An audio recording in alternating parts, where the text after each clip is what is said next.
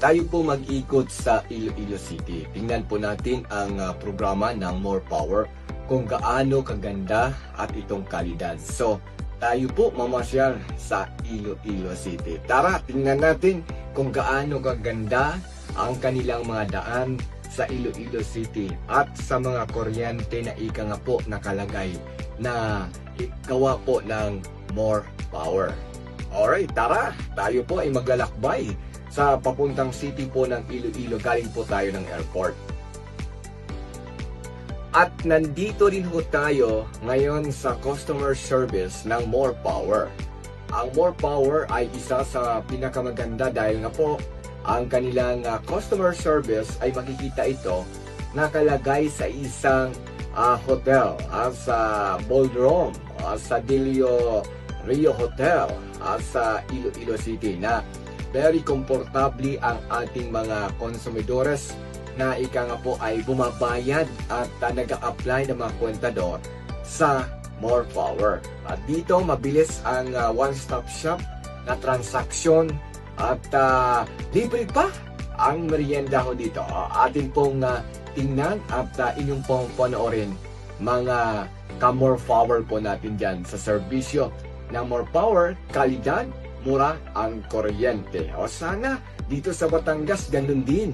Kayang-kaya natin yan para ho tayo ho ay magsama-sama sa ganitong mga programa at ikaganda ng ating supply ng ating kuryente. Di ba?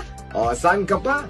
Tayo ho ay manood ng mga video na kung kami ay namasyal sa Iloilo City at para tingnan ang pinagmamalaki ng More Power.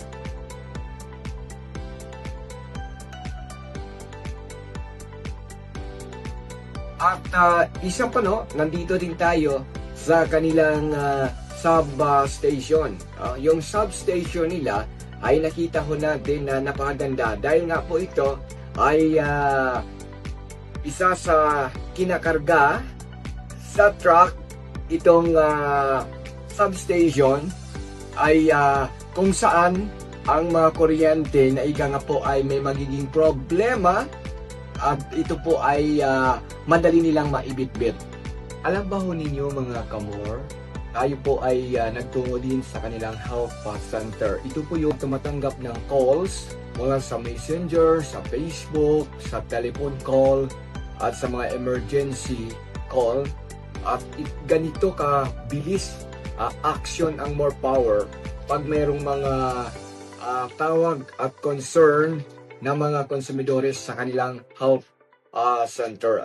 So, yan po napakaganda talaga.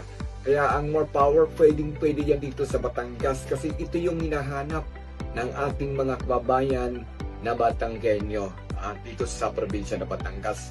Ang serbisyong kalidad, serbisyong maasahan, serbisyong walang problema at mura po ang kuryente. Yan po ay maasahan natin ang More Power. So ito na po ang kanilang health center kung paano nila ina-accommodate ang mga calls araw-araw. So we can share lahat ng mga pipila na naman dito, yung mga single house, no right yan. Para makita natin kung ano na yung mga urgent na kailangan puntahan at gano'n naman sila katagal. Nakaline up yan.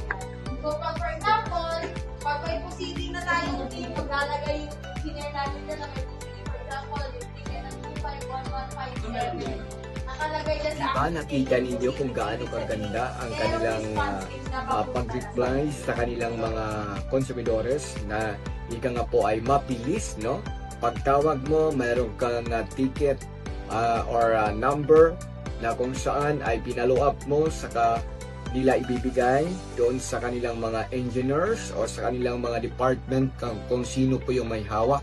So ganun kagaling ang More Power. Kaya nga po ay mabilis action ang More Power. So ngayon, kita mo talaga, Iloilo is blessed. Most of the buildings here in the old central business district, which are old. Yes. Because we have Heritage buildings.